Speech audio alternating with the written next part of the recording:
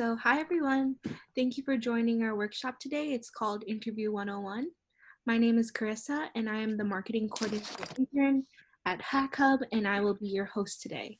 I am also joined by Amanda, the Hack Hub class coordinator, your main contact if you have any questions after this workshop. Today, this workshop will be called Interview 101 and we will have speakers discuss different types of interview questions. We are very lucky to be joined today by three speakers: Agnes, a career and mindset coach; Jun Hao, a front-end software engineer; and a previous student of ours, Elaine, who is also a software engineer. I am just going to go over a couple of housekeeping points. For starters, this event will take around 40 to 45 minutes altogether. There will be a Q&A portion near the end of all this presentation, so please hold your questions until then. All of you will be muted for now, so there's no interruptions, but if there are any problems, feel free to add me or Amanda in the chat box, and we will try our best to help you. And finally, feel free to share the Zoom link with anyone you know. Anyone can join at any time. Sorry. Okay, so let's talk about Hack Hub Class. Hack Hub Class is an interactive learning experience that offers students a diverse range of class options led by tech mentors.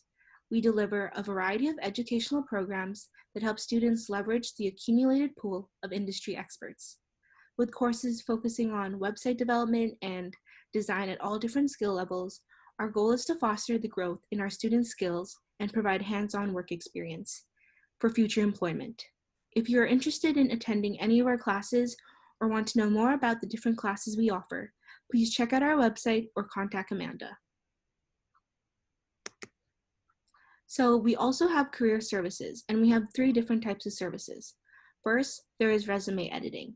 Resume editing is a very essential service where for people who are just having their first interview or for those who have had many unsuccessful interviews. Some points about this service is that customers' resumes will be edited by native English speakers.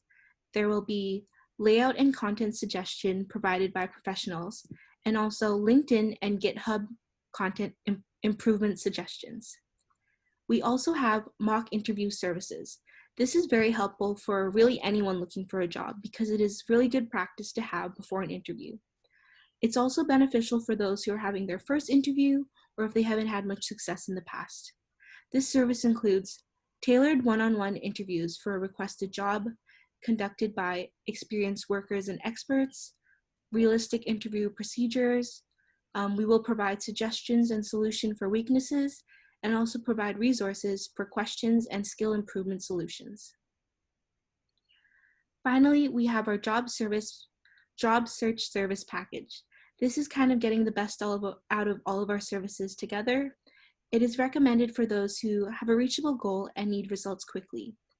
We found that it is also suitable for workers with a lot of talent, but those who lacked experience. In this package, there is unlimited resume editing and 3 mock interview sessions. In addition, we offer services like company reference opportunities, where we add you to a huge database and we will provide reference opportunities, and also project opportunities, where we match you with our project demands. If you are interested in any of these packages or learning more, please reach out to Amanda. She will be happy to help you. As mentioned before, we have career services that provide mock interviews, but next month we will actually be hosting our very own mock interview event.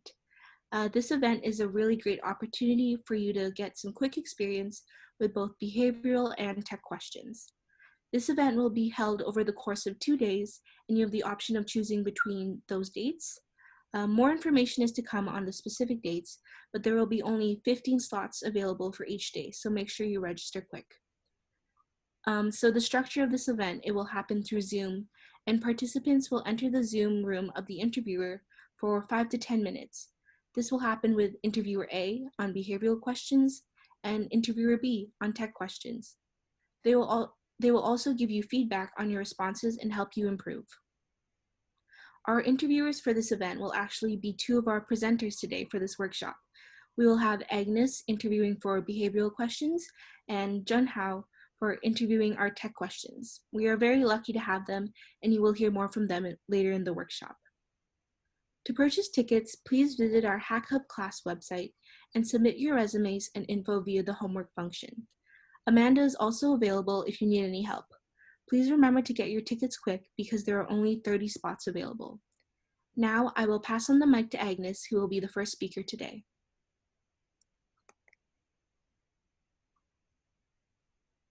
Thanks, Clarissa. Can everyone hear me? Oh. Okay, awesome. Thank you. Hi, everyone. My name is Agnes, and I am a career and mindset coach. I have spent almost the last decade within the human resources and recruitment within tech startups as well as small to medium businesses. Some of the notable Vancouver companies I've worked for is Avigilon, which is now owned by Motorola, I believe, Wider Funnel Marketing, as well as Red Academy. The reason why I am a career and mindset coach, well, in regards to how I entered my career, I started my career in a recruitment agency, and that's where I really understood, what it means to interview. It was I recalled my position there to actually be a really eye-opening role, because that's where I learned the tips and tricks in regards to how to interview that has kind of set me up for the rest of my career, and it has led me to now. Before I kind of dive into my next few slides, I do see that most of the people do not have their camera on, so that's okay. But if you could do a little bit of a participating in regards to just letting me know a few questions, I just would like to know the individuals who are on this call today. If you have been to an interview before in regards to a technical role and or a role that you've had a bit of like a 9 to 5 Monday to Friday schedule in the chat box, if you can just say I have or a thumbs up. I just like to understand the level of interviewing that this group has had. And if no one answers, that's okay. I'm just gonna go on and pretend that half of you guys have and half of you guys haven't. All right, no one's participating tonight, which is okay. I'm just gonna move on. Clarissa, you can move to the next slide, please. I have, Evo, awesome, thank you. And so the reason why I kind of asked that question is that I have worked with all levels of individuals, from entry-level entry-level individuals who are just going into the first jobs for the first time. They've never interviewed before, they've never set foot in the office before. And I have also worked with very, very senior individuals who are, looking for more senior roles. And I think that what is the most common for interview questions, and the reason why I put this in here is just to give a bit of a lay of the land. These 4 questions are 4 questions that are always coming up, no matter who you meet, no matter at what level. And if it is not the actual question within itself, it's the similar theme. And so the top 4 questions: tell me a little bit about yourself, your introduction. What is your greatest strength? What is your greatest weakness? And where do you want to be in 5 years? The 4th question really is to understand just your plans for future planning, where you want to be, what's your goal, what's your vision. So as I mentioned, exact wording or something similar. And the thing to note about these 4 questions, as a recruiter, I want to just share with you some of the myths that are commonly out there. And when it comes to making a decision, I wouldn't necessarily say that I have the scientific information to back this up, but I can share with you that a lot of the interviewers and hiring managers that I have spoken to for the last 10 years, they are quick to say that they make the initial decision within the first 10 minutes of an interview. And so the reason why of being able to tell me a little bit about yourself, what your strength is, what your weakness is, and where you want to be in 5 years or 3 years or 10 years, why that's important is because you're able to really lay a good foundation for an introduction before you move on into the rest of the interview. It just allows the interviewer to know how well you can articulate yourself and how much you've thought about, yourself and your future career. But the last thing I want to remind you, just in terms of the basic 4 questions, is that the one thing that I like to tell myself and a lot of the job seekers I work with is to remember that an interview is a conversation. So that's one of the tips and tricks that I like to share. If you are very, very nervous about going in an interview, just remember the interviewer is also human, and this is a conversation. And the more that you practice, the more that you are more eloquent and be able to articulate what you want to say. Next slide, please. Okay. So I am here to kind of introduce what behavioral job interviews questions are and just what they are. And so during a typical interview, most interviews kind of take place in parts. If not within the actual singular interview, it would be broken up into different parts where it'll be multiple back to back. Now, one of the other ways that your interviews can get to know you is through behavioral job interview questions. These questions are to really understand you and your personality in either picking up your past experience or what you would do in a hypothetical situation. And so as I have here on the slide, what are they? They are questions to design to evaluate your experience and or past performance. Again, behavioral job interview questions are questions that are designed to evaluate your experience and or past performance. Now, if you are someone who is a newer job seeker, you are just entering into the job market for the first time, you might be wondering, I don't have previous job experience. I don't have past performance. Well, this is where you can really take it and answer it in a hypothetical way. So, if one of the questions is, how would you do this? You would kind of think about the future and speak about it in regards to what you may potentially do. Past behavior predicts future behavior. It is a way for the interviewer to understand just how you think, how you are able to problem solve, how you are able to articulate yourself, how you are able to really figure out a solution to what a potential problem would be. And these questions, they test for critical competencies such as integrity, ethics, job knowledge, listening skills, the quality of work, your teamwork skills, as well as decision making. The questions within themselves, again, they're very situational based, and so they allow the interviewer to understand your behavior. Now, behavior questions are important. The reason why they are a little bit more rigid is because these questions allow the interviewers or the hiring team to prevent your personal impression from affecting the evaluation. So there are some instances where a interviewer might be a little bit more biased. The interviewer might be able to look at your resume and kind of think a few things, where they assume a few things about you. These are where behavior questions come into play, where they are able to kind of pull themselves out of the assuming and hear the actual answers from you. Now, I want to mention that there are some companies that they have very, very structured job interview questions where everything is kind of scored out on a matrix. And I do also want to say that there are some companies that don't have it.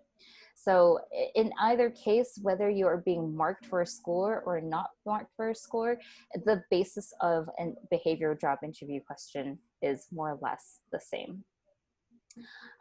Next slide, please. Cool. So as I just mentioned, some companies have a score sheet, some companies don't. The interviewers want to see how your question relates to their environment. And in regards to how to prepare for it, now I won't get into the actual preparation of how to answer these behavioral job interviews right in the current presentation here, because it will take like an hour's worth of time.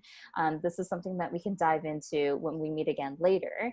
But something that you can look up from now till the next time we meet is that there are certain frameworks that help you answer the question. So one of the frameworks is the STAR framework, where the S stands for situation, the T stands for task, and the A stands for action, and the R stands for results. So if you take a look at the 4 words that I've just mentioned, you can see that the way that you can answer something It can be broken down by the situation, so what the problem was at hand, what the task was, what you had to solve, action, which is what you did and or what you participated in doing, and then what the result is. So what the resolve is, how did you go from A to B? How did you go from the issue to all the way to the solution? And this allows the interviewer to really understand the storytelling of your experience from the past and allow to apply that to the potential situation or the environment or the team that you would be working with. So that's a little bit about STAR. That's a little bit about behavioral job interviews. It's a pleasure to meet with you guys all. And I look forward to being able to work with you guys one-on-one, I believe next month. So back to you. Thank you, Agnes. Those were very helpful tips. I will now pass the microphone on to Jun Hao. Hi guys, can you guys hear me? Yes. Okay, cool. Hi guys, so my name is Zheng Hao. I worked at Amazon. I'm a front-end software engineer there. Yeah, I'm the guy on the slide, if you can tell. So it's very happy to be part of this workshop. And yeah, so today I'd like to talk about, so what can you expect during a technical interview? So technical interviews can be really broken down into two broad categories. So there's domain-specific interviews and there's computer science fundamental interviews. Of course, there are other types of interviews like take-home projects or pair programming or just high-level conceptual conversations between you and the interviewers. But it's important to recognize that the domain-specific interview and the comp-sci fundamental interviews are the two, prevailing methodologies for evaluating talent in the tech industry right now. And so what do I mean by domain-specific interview? So domain-specific interviews are referring to the type of interviews where you get questions closely related to the actual work settings. For example, if you were interviewing for a front-end developer role, and the interviewers might ask you about React, HTML, and CSS, or they might ask you to use React to build, a miniature version of their product or their website. In other words, they want to focus on what you are capable of building, and this type of interviews are very common in small companies or startups. Because comparing to big tech companies, startups, they have to move fast. Like they are constantly racing against the clock. So they have to, move fast to get their product shipping. Yeah, so you are expected to be put to work as fast as possible once you got the offer. And so it's very important to showcase what you can build. You can build something that actually works. And on the other hand, there's computer science fundamental interviews. It's a kind of interview that's categorically different from domain-specific interviews, that what they're testing for is your raw ability for programming. And these are the types of interviews that you commonly see in big tech companies like Amazon, Google, or Facebook, or so-called FANGs, which is an acronym for big tech companies. And these types of interviews are normally language agnostic, meaning that they don't care if you knew a specific language or framework, and they just want you to code to solve specific algorithm questions or data structure questions. So it doesn't matter what language you use. I mean, when I was interviewing at Amazon, like there were 2 rounds of algorithm interviews, and I had to solve algorithm questions, and the interviewer didn't care about what language I used to solve the problems. I don't think some of them even knew JavaScript themselves. So yeah, that's another kind of interview you might be facing. So generally these are the 2 types of technical interviews out there. And a lot of times you'll find yourself being asked like both types of questions. That is, there will be some rounds of an interview that cover algorithm and data structures, and there will be some rounds of the interview that cover domain-specific knowledge. However, when you are a new grad or you're considered a new grad, that is, you just graduated from university, and you are interviewing at some of the big tech companies, it's kind of rare that they will ask you any domain specific knowledge. Most likely the problems you will be asked to solve in the interview are the algorithm and data structure style questions, also known as VCO style questions. I mean, but either way, all of these types of interviews require extensive preparation and many hours of study. So once you got an invite for an interview, it's very important that you ask the HR person or the recruiter upfront about what kind of interview you can get, like what types of questions you can expect to get on the interview. So the next topic I like to talk about is that you should really consider applying for jobs at FAANG companies, especially if you're a new grad. Why? I mean, I can give you a number of reasons that you might want to work at big companies, but just one disclaimer that before I jump into it is that I don't mean that FAANG companies like Google or Facebook or Amazon are like objectively superior to small companies or startups. So please do not misinterpret me. If you want to work at a small company and see it grow into something much bigger, then by all means go for it. At the end of the day, it's just my own opinion, right? I'm not here trying to tell you how to live your life. So one benefit of working at a company like Google, Facebook, Amazon, or other FAANG companies, that you get this, you get this brand value, which is by having those brands under your belt, there are a lot more opportunities might present themselves to you. Also, another benefit is kind of the no-brainer that you get paid. Those companies pay extremely well. But I think the most relevant thing for you guys to apply for a job at FAANG companies, that companies like Google, Facebook, or Amazon or Apple, they interview thousands upon thousands of software engineer candidates every year. They try their best to make their hiring process robust and fair. For example, they would have five or more engineers to just interview one candidate, at least for the on-site interview, because they don't want their process to be biased. That means if candidate X is interviewed in the one way, then they want to make sure that candidate Y is interviewed in the same way, or at least in a comparable way. So, I mean, look, Amazon, Google, Facebook, these companies rely a lot on software engineers. So getting the software engineer interview process right matters a lot to them. They spent more than a decade to hone their interview process. So to a point, it has become pretty much standardized and even formulaic.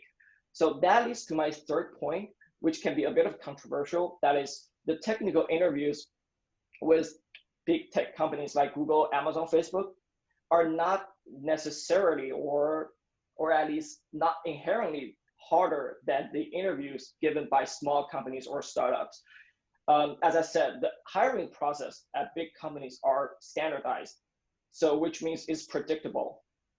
While in a lot of startups, the hiring process is more random and chaotic. So, but granted, the hiring bar is definitely higher at big tech companies, but we can definitely we can certainly study for that and prepare for that, because it is standardized. So it is possible for you to know exactly what you need to do in order to pass that interview. For example, when you are solving a coding questions, or whiteboarding in an interview, are you naming your variables descriptively? Or are you abstracting out repeated logic? Or are you articulating your thought process? Like, can you explain clearly what the code is doing? So these are the things that you will be assessed on. So the things you probably should pay attention to. But here I'm only scratching the surface. There are a lot more things you need to look out for, and this is how we can help you if you sign up for this course, because we can give suggestions and make plans for you to improve your interview performance based on your own unique situation. By the way, the graph on the right side of the slide is the metric in Amazon that we use to assess a candidate.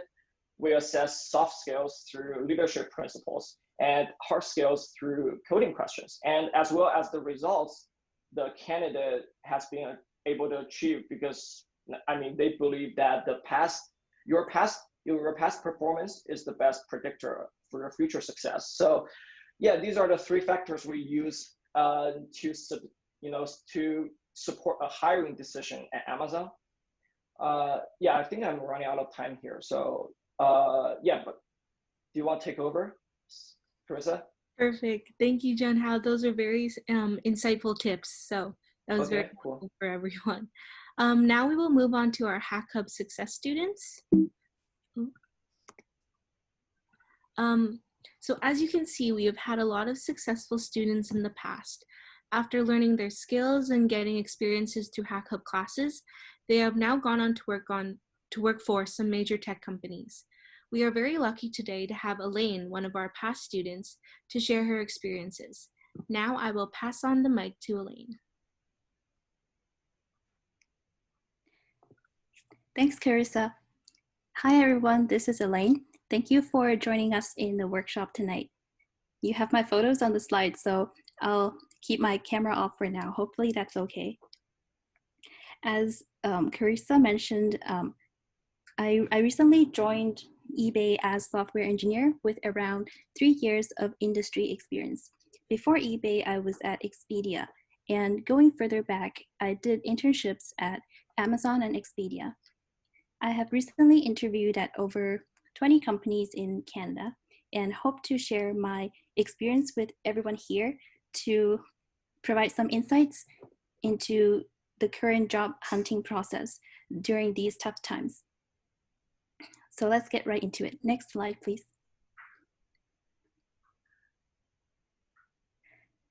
So if you want to get a software engineer job in Canada, here are the basic things that you need to do before you can get any job offers. Writing an effective resume, applying to positions you're interested in, and actually acing the interviews, which will likely consist of answering behavioral questions and solving coding problems, and as well as designing solutions for a distributed system and also for a smaller program in an object-oriented approach. And I'm saying that this is a basic and not comprehensive list because there are certainly other things that interviewers are looking for in a candidate or their future teammate, such as professional communication skills, project experience, etc. But for today, let's focus on the meat of the story. Also, I'm not saying that we need to tackle this list in this particular order, of course. So let me explain each topic one by one. Next slide, please.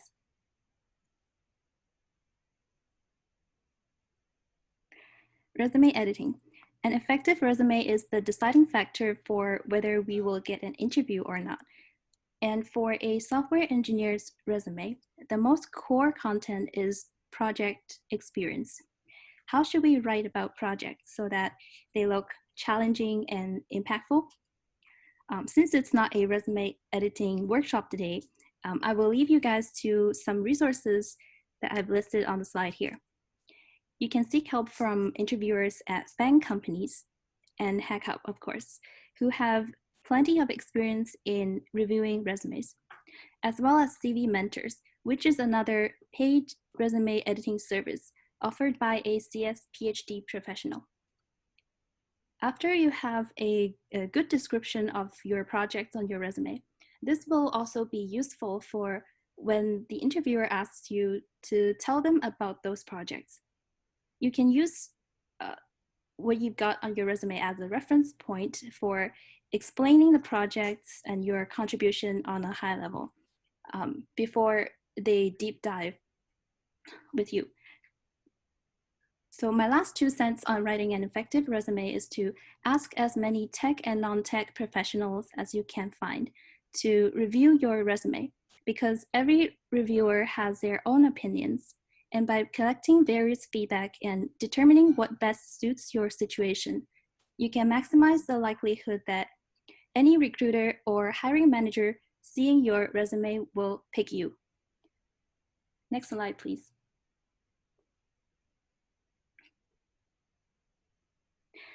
Applying to positions. So when we are mostly ready to do tech interviews, about 70 to 80% ready, we can start applying to positions. I came up with that number based on personal experience because the time between submitting your resume to having your first round of technical interview with a company usually ranges from a week to a month. It can come pretty soon, but you also might still have some time to prepare. So what's the best way to apply to a job? You bet, it's through referrals. There are other ways, including directly contacting HR or hiring manager on LinkedIn or by email, as well as submitting an application on job boards or company sites on your own. But let's talk about the most effective way.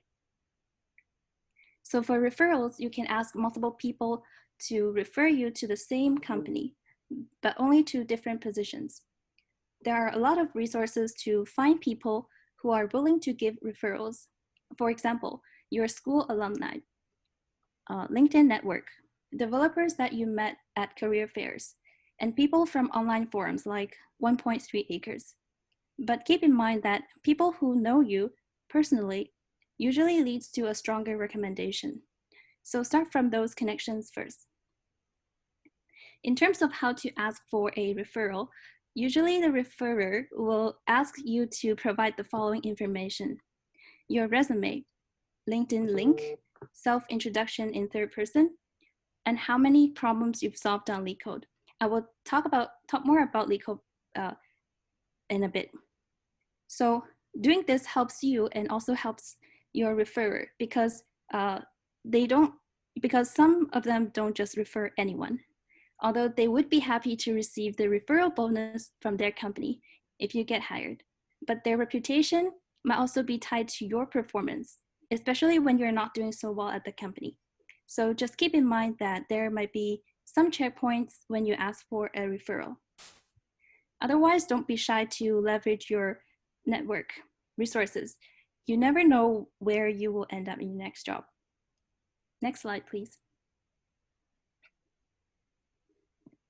Behavioral questions. So which company puts the heaviest focus on behavioral questions, or BQ? Yes, it's Amazon. It weighs around 50% of their criteria, according to Amazon interviewers.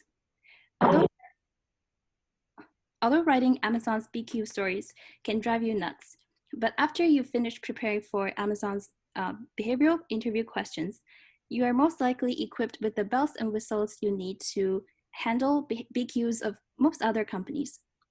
So how to prepare for Amazon's BQs? A common approach that I also use myself is to write down 2 to 3 stories of your encounter with each of the 14 leadership principles. You may have one story that attests to multiple leadership principles, or LPs, but try not to have too much overlap because Amazon prefers candidates who have more diverse experiences. And as Agnes has well summarized, use the STAR template for telling each of your story because your interviewer is literally sitting across from you in front of a screen, waiting to check off each point in STAR that you hit in your storytelling. So help them complete their job. In terms of resources to get you started, I recommend watching a YouTube channel called Dan Kreider. He's a career coach who makes videos on cracking interviews at big companies. He may have a funny Slavic accent. I think it's Slavic, but he's highly recommended by a lot of sources. Last but not least, of course you need to tailor your BQ answers to the specific company.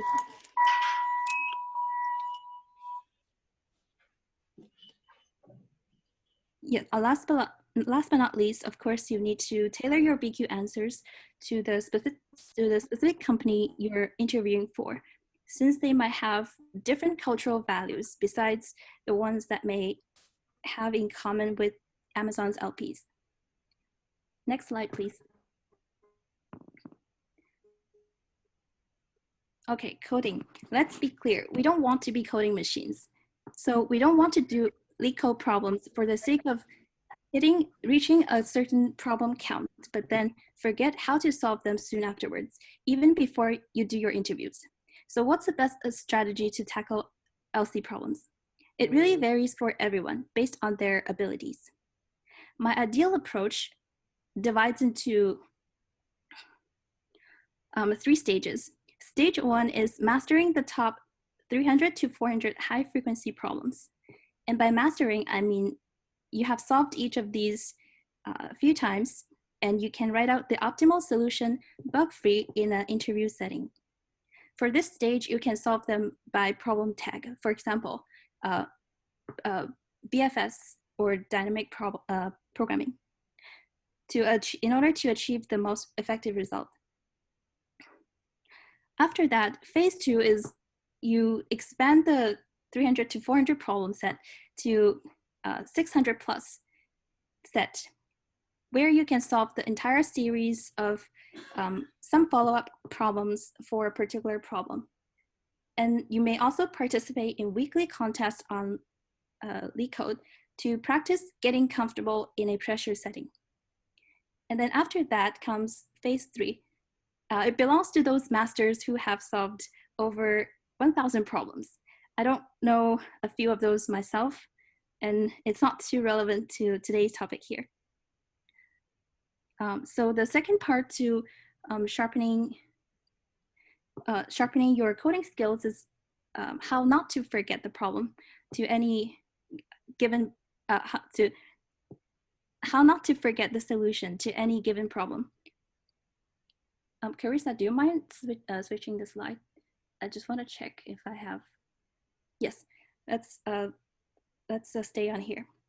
So in order to not to forget the solution to any given problem, I recommend using a log to take note of what problems you get stuck on and need to come back to later on, as well as what mistakes did you make on the problems. This also helps you keep track of your progress. You can make your own plan of how many problems you want to solve each day. Last but not least, please do mock interviews. Do mock interviews. Do mock interviews. You get the level of seriousness. For this one, you can, again, find interviewers at FANG companies. Use online services like Pramp. Next slide, please. Oh, do you mind going back to the slide on coding? One more back. Yes, so on the resources, you can use online services like Pramp for doing mock interviews with peers who are also actively preparing for interviews. This one is free. And you can also, of course, use HackHub. Let's move on to object-oriented design slide. Yes, thanks. So knowing how to solve algorithm problems is the foundation, but knowing how to design maintainable and scalable code gets you to the next level. For new grads and sometimes non-senior roles, there will be object-oriented design interview rounds. For example, you might get asked to design a chess game or design a parking lot. And even before any hands-on technical rounds, you can get asked questions on OOD concepts and to explain them with examples, including solid principles and design patterns. Since these are very common knowledge and frequently asked interview questions, and there are plenty of resources out there, you can prepare your own study notes and just review them before each technical interview. Next slide, please. On to our last topic. As you interview for higher level software engineer roles, your interview focus will shift from coding to designing a distributed application. This is the critical round that determines the level of your position and likely how big of a compensation package you will be offered. Because this skill only comes with experience and cannot be prepared in a short amount of time or can be crammed, like you might be able to with cracking the LeetCode problems. Maybe you do 20 questions a day. So if you know you will be interviewed on system design, start studying up early. Even if you're not sure if you will get a system design interview, honing this skill will only benefit your software engineer career in the long term. So how do you get started on learning about system design? Here are 2 resources I recommend reading. Designing Data-Intensive Applications and Grokking the System Design Interview. Grokking the System Design Interview walks through the design process for about the 50 most common systems. Some people use it to cram an interview, but I don't really recommend doing so, since memorizing is not true learning, as we all know. The second one is a book called Designing Data-Intensive Applications. It covers comprehensive topics and explain them in layman terms, so it's pretty beginner friendly. Next slide, please. Okay. So in the interest of time, that concludes everything I could share with you guys today, given the time we have. So hopefully it was helpful to you guys in some way. I know job hunting is stressful, but also please take good care of yourself. Don't skip meals and pull all-nighters, because if you're burnt out, there's never a shortage of people who want to take your place, especially if you're working full-time. So lastly, I hope everyone can get their dream offers in the near future. I'll now pass the mic back to Carissa. Thank you, Elaine. That was a very good experience to share with all of us. Now we will move on to our Q&A portion of this workshop. If you have any questions, now is your chance to ask them. You can feel free to type your questions in the chat function or unmute yourself and ask your questions. If there are no questions, actually, I'll give you a couple more minutes if you're still thinking of some questions. You can feel free to gear them towards Agnes, John Howe, or Elaine. They'll be more than happy to answer them. Questions, you can always ask Amanda in the WeChat group. Oh, sorry, there is a question. I'll read out the question out loud. Are there any differences between the interview from government department and non-government companies? I'll open this question up to the speakers we had today. If anyone wants to jump in and answer them, go ahead. I can, this is Agnes. Let me just go on video really quickly. Oh. So I just have the briefest of answers when it comes to government versus non-government, which is that when it comes to non-government, we can literally separate out all those types of companies into all the companies that we had just mentioned over the last 40 minutes. And so although in terms of non-government positions, there are some different standards that we, Elaine, had just mentioned in regards to, the types of the tests and the way that the tests are, or the interviews rather, are conducted. The biggest difference between non-government and government is even highly more structure when it comes to government positions. And so not only within the testing itself of the technical interview, but as well as the behavioral questions, government positions or government interviews tend to be actually longer. They then tend to be also highly more structured. You probably wouldn't receive as much feedback. They wouldn't be able to let you know in regards to how they feel about the interview, because they really take the empathetic emotion out of it. So it can very much be metric based. Government interviewing with governments tend to be also longer. And so the reason why I jumped in here is because I know quite a few individuals who work in government, a lot of my personal friends who do, and I have heard them receive job offers, but not actually receive the paperwork all the way from 4 months to a year. The one thing to consider when it comes to government roles too is depending on the role, depending on the department, depending on the classification. So whether it is a position that is with CSIS, so that's kind of like Canada's spy agency, or a company that's, sorry, not a company, a department such as the CRA, there are also levels of differences of security clearances that you might have to go through. So that's something that you should take into account when it comes to applying for government, because even though you have been accepted to a role, you may not actually start the role until a year from now after you receive receive the various permissions from the Canadian government, from the police agencies that you're registered with.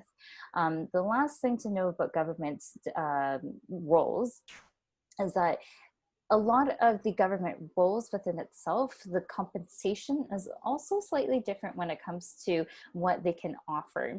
Now, I'm not talking about in terms of not meeting market standards or that you are, I forgot what the word is I'm trying to think about, but what I'm really trying to say is that if you are looking to go into government, a lot of the salaries are predetermined. You have different job classifications and different job levels. So the one difference between working in private companies versus government companies is that you tend to be able to jump ahead, really elevate your salary, really able to negotiate not just your base salary, but your bonuses, your merit increases, anything when it comes to total rewards. That's the category called total rewards within human resources. Versus in government, you're kind of just like put into a classification and given a level, and that's where you know, this is my pay range for this set level.